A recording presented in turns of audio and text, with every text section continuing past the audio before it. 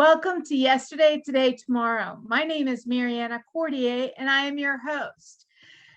Due to COVID, barbershops and hair salons have adapted to provide opportunities to expand personal care services. And what does that mean? Well, I have wonderful guests today to tell us and explain it. I have Dr. Stephen B. Thomas, who is the director of Maryland Center for Health Equity, the Honorable Omar Neal, who is the former mayor of Tuskegee, Alabama. Hopefully I said that right. And Gloria Aparicio-Blackwell, who is the director of community engagement. Thank you for joining me. And I wanted to ask you, what is this barber shop and hair salon during COVID work that has benefited the community so much? If you could describe it for us, Gloria. Well, I'm going to tell you that this is an initiative here done at the University of Maryland, where Professor Stephen Thomas and Mayor Neal have been able to go out and talk about with the barbershops. They started this before the pandemic, and basically to tell the community what are the essentials for in case of diabetes, those diseases that are impacting our communities, high blood pressure, something that you don't get to hear that in a barbershop, but they are getting a lot of people coming in to discuss this. So they were there to empower that community with the real facts and information, and they took on. So when that happens, then the pandemic came in. What a great place to then start talking about the COVID-19, the vaccine, and everything else that have driven the community to a place that they need to be paying more attention and how public health has to be dealt moving forward. The involvement in the community is critical. And I'm going to ask Dr. Stephen Thomas and Mayor Neal to talk about this great practice about community engagement at its best. I think it's fantastic to have barbershop and hair salon, because I mean, that's just, everyone goes. You have to go. You'll go for that. Maybe not the doctor's office, but Mayor Neal, why don't you tell us about it? Well, let me tell you, this is an initiative that is born out of the spirit of Dr. Stephen B. Thomas. Dr. Thomas brought this to my attention over 3 years ago when we first had a conference, and I hosted the conference. And as Gloria said, we had no idea that COVID was on the horizon, but we recognized that it was something special about barbershops and hair salons in the African-American community, particularly. These were trusted information centers. And so we recognized that we had an opportunity to create a center for information dissemination that would debunk disinformation and misinformation that was going out concerning COVID-19, vaccines, and other issues, to include the issue of comorbidities and health disparities and all of those things. We could have a conversation in a comfortable space, and that we would also teach people how to have that conversation, as Dr. T say, without shaming and blaming. Right. And so that's what we've done. And so for 3 years now, every week we have come on and we've had like a town hall meeting.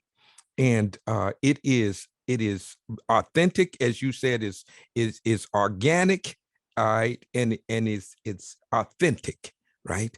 And that's exactly what we do each and every week. Well, Dr. T, you're a genius. So tell us, how did you come up with this? Well, first of all, it's very humbling to hear my colleagues reflect on this whole initiative. So, Marianne, thank you. I love the way you did the rotation, because I've never heard them like speak that way. I am so proud and I'm so humbled, because the barbershops and the beauty salon are really humble places. And you know what else we've learned, Marianne? They're sacred spaces.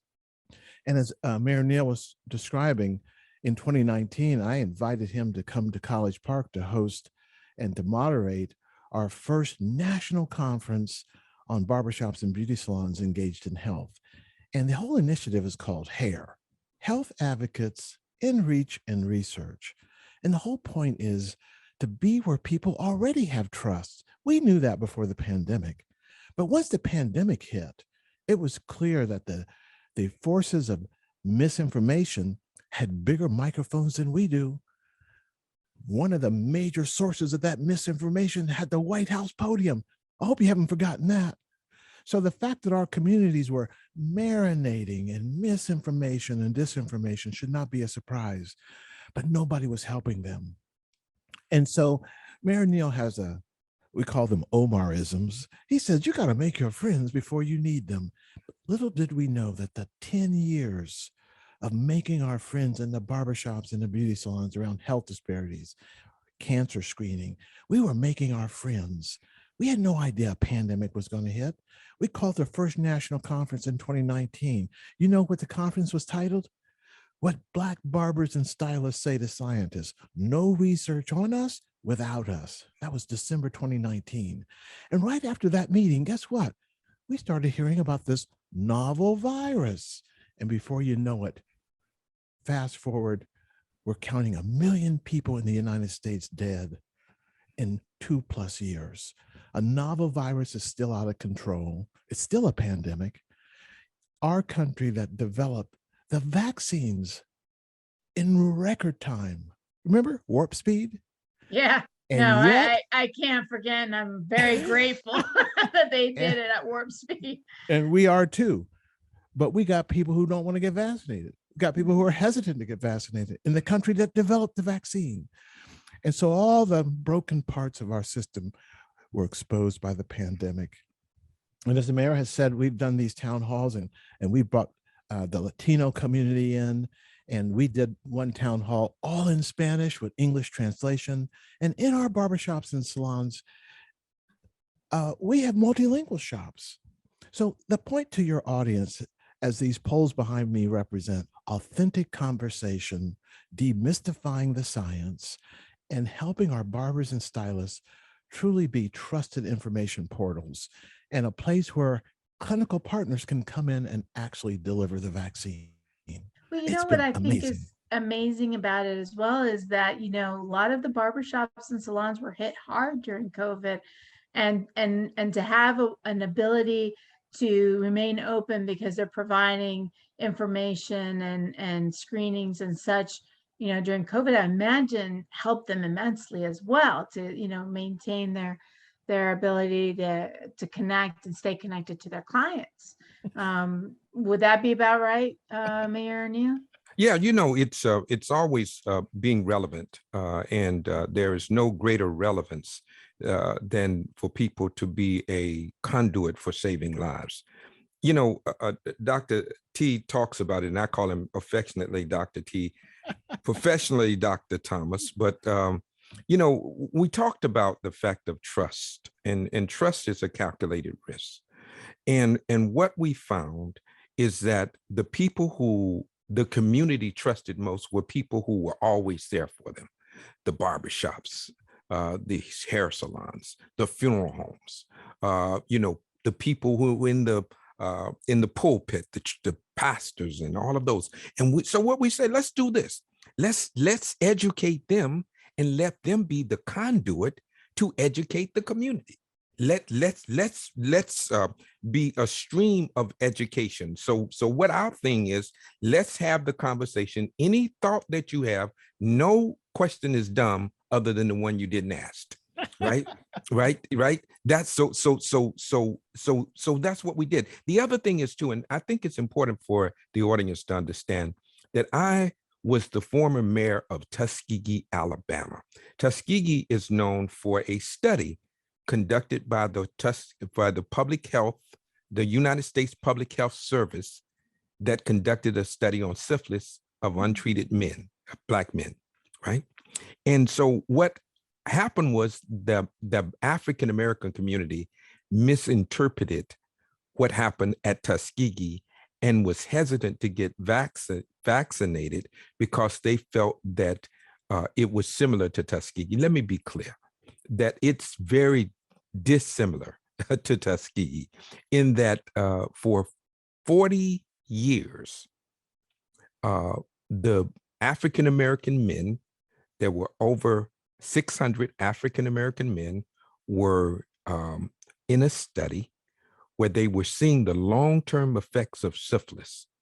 They denied them treatment even after penicillin in the late 40s, or in the middle to late 40s, was made available. They did not give the men penicillin. So to say that COVID is the same as what happened at Tuskegee is very different. They denied the men the vaccine, if you will, where with COVID, they were providing the vaccine. And so we wanted people to understand, don't use this disinformation and misinformation and make yourself vulnerable by not getting vaccinated. So that was so very important for us to make that point clear, because the number one reason why many Blacks were not taking the vaccine was because of the name Tuskegee, and we wanted to debunk that.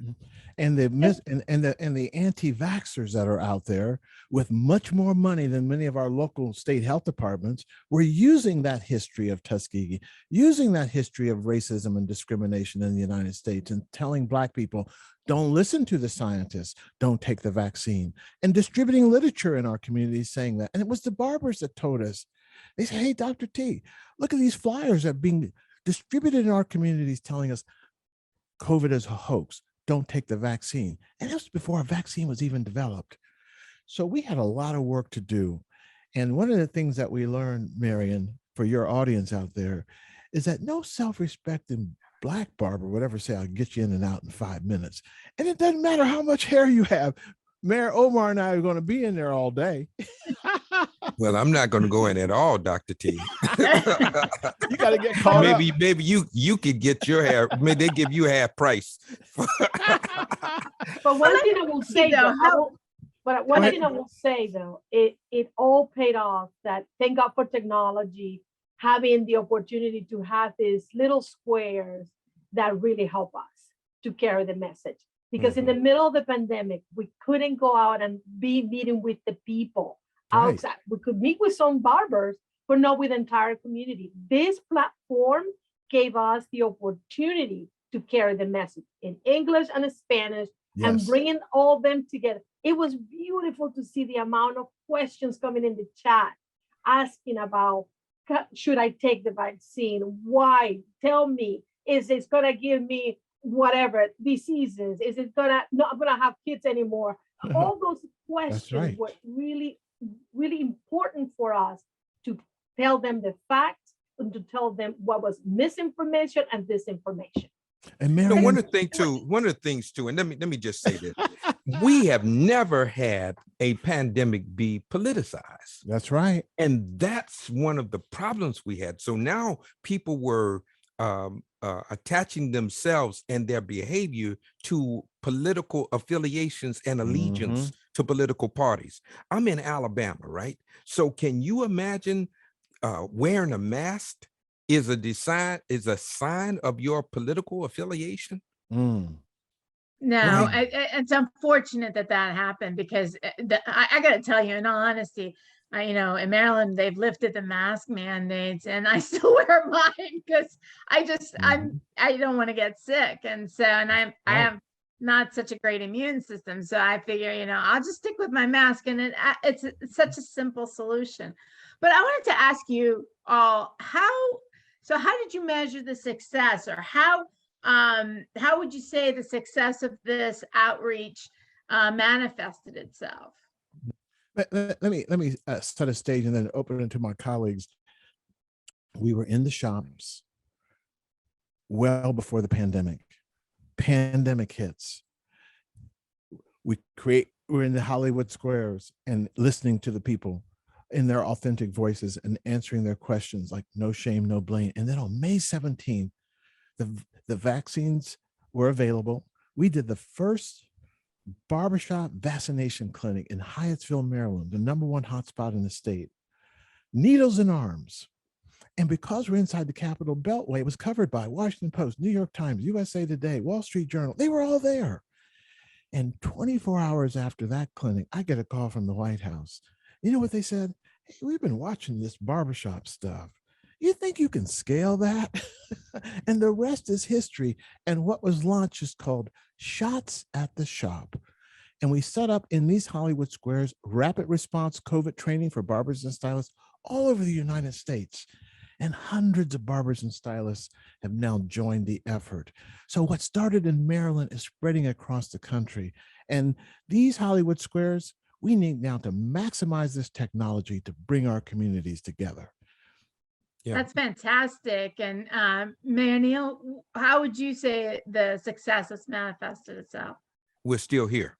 I mean, if you think about it, we started out, we have never ceased to do shows, to do town hall meetings since we started. We have been relentless. And let me say this, in terms of your wearing a mask, if you see now that they are now going back to mask mandates in public transportations and other areas, right? So you are right to continue to wear your mask. Just because somebody says you don't have to, don't mean that you don't need to.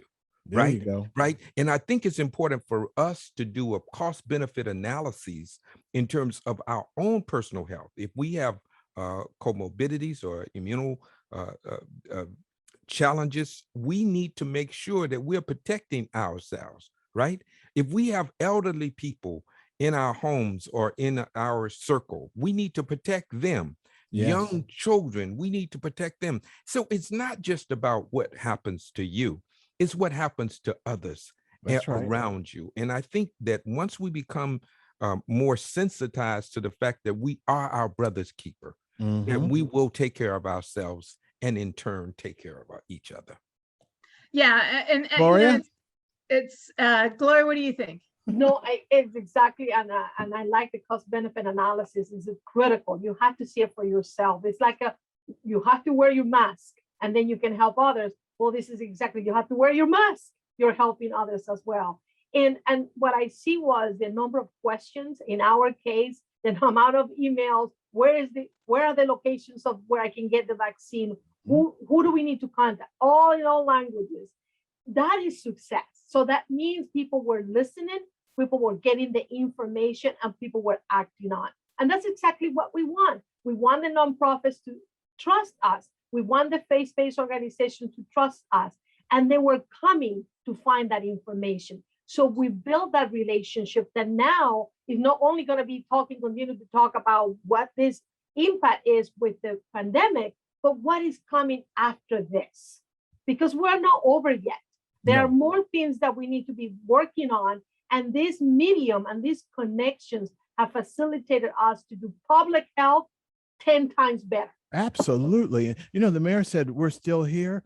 Part of that is also the three of us are still here.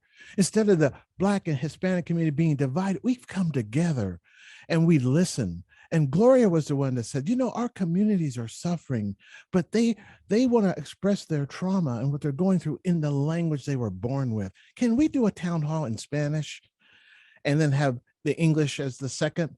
And we made it happen with simultaneous translation. That capability existed before COVID. It took a pandemic for us to unleash it. And I think that's what we need to do going forward, not relent. Help our people save their own lives. And I love that COVID calculus. And the question you asked is this: who am I sharing air with? Do I know if they've been boosted? And if I don't know, before I go in that grocery store, I'm putting my mask on. They can look at me funny if they want to, but I'm not getting COVID.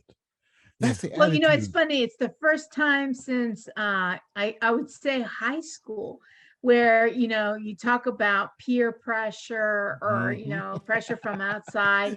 And, you know, I was in South Carolina wearing my mask and everyone else wasn't. And they were looking at me like, oh my God, what is her deal?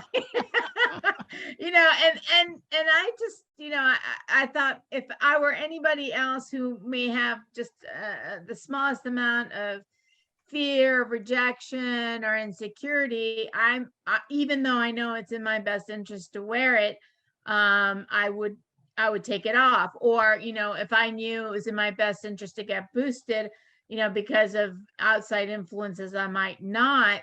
Really, I think that's why the success of the barbershops and hair salons is so massive because it really gives you that backup of, That's right. of a trusted source about what you need to do to protect yourself and your loved ones. You know, Well, the other thing is, and we have focused on public health professionals, the people who know, and put them up front, because what we have is we have individuals who've done Google searches and they said that that's research. That's not research. That's just me search. You know, so Yeah, if you know, trust Google, we've been invaded by aliens and you know, zombies, I right? mean, absolutely. I mean, can you imagine people making life and death decisions based on a Google search, right? it's like any tool. It can be a cesspool, or it can be a place where the water goes to a place where it gets cleansed. And the effort to clean up the internet from misinformation has a long way to go. So we can create the spaces where our people can come and know that they will not be polluted, know that they can get good information, they're going to be listened to. And Mary, you know what the other lesson we came away with? We had people who were hesitant. The barbers and stylists were hesitant. They had a journey. They went on a journey to get to the point where they were not only vaccinated, but where they became advocates. And the other thing that we learned when we would hold the clinics at the barbershop, they never felt like you were going to a clinic. You felt like you were going to a party. We had a DJ, we had food, and yes, we had the medical professionals inside to answer all your questions. People showed up hesitant, Marion, and some of them left hesitant, but vaccinated. We didn't have to change their worldview. We treated them with dignity and respect. That's how we need to move forward and keep this infrastructure in place so we can help with all the underlying conditions that are still there in our communities. You know, Well, one and of the things, that's- and let me and I just think say that's this. what- Go ahead. No, go ahead. I'm sorry. And I think that's what we need to do. We need to empower them with the information, the truthful information for them to make the right decisions. And that's not what is existing out there, because some people have become so complacent. Oh, they will get it. They will get it through this Google search. Well, guess what? They might not be getting through the Google search. What they will be getting the wrong information. But if we are upfront, working with the trusted community members, providing them with the information that they can then relay that information to their group, that is the way that we can combat all this misinformation and disinformation that we're facing today. But it will take work. And do it with a plain language, utilizing some of the fears that they might have, that we can come across that way and that can be understood what it is that we would like them to consider to follow or to do. Mayor Neal? You know, I use the metaphor is that you don't spike the ball on the 30-yard line. That's not a touchdown. That's a fumble, right? And I think that, you know, when we stop talking about boosters as a continuum of protection, I think we spiked the ball at the 30-yard line. Everyone, if you notice that there was a precipitous decline in vaccine uptakes after people got their first and second shot.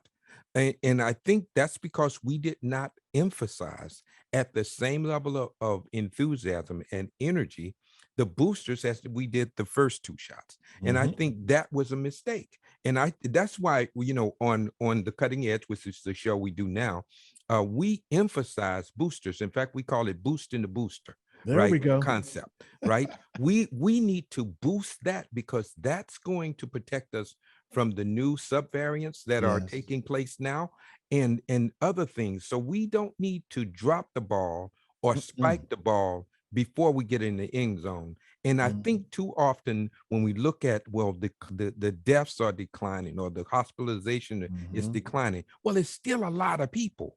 Right? Everyone's life is valuable. And we need to try to save every life that we possibly can, because the life we save may very well be our own. Indeed. How do you see, Dr. T, the ability to maintain the interest of the community and the barbershops and the salons to keep this going regardless of COVID and everything else? And you've got about a minute and a half. Well, I'll just be very, very quick, because one of the things in the Maryland model, our barbers and stylists are being trained to become certified community health workers in the state of Maryland. That makes them legitimate frontline health workers. And now we're working on how they get reimbursed for the services, the health services, education they deliver in the shops. We're working on that right now as we speak.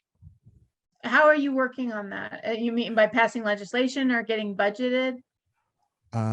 We were in a meeting today with executives from Cigna, the insurance company. So at the end of the day, who pays the bills when people get sick? The insurance companies. They're recognizing that they got to think differently. They got to support some things out of the box. And they have supported this network that we've built to expand our hair network to see if it really can be stood up. So the people listening to us right now on your show, the answer may well be right there in your audience. So help us help the people save their own lives. Gloria says, empower the people. You know what the people sometimes say to us? We have power, just get out of our way. Get your foot off our neck, you institutions. And so we say, we're going to come to the community seeking your wisdom. And they've told us what they need. I like that. We are already empowered, get out of our way. I like that. But unfortunately, we ran out of time. But congratulations to all of you on such a successful program, and the work that you've done is so important. I'd like to thank my audience for watching. You can catch us on YouTube and on Channel 21, and we also have a Facebook page. Until next time, I'm Mariana Cordier.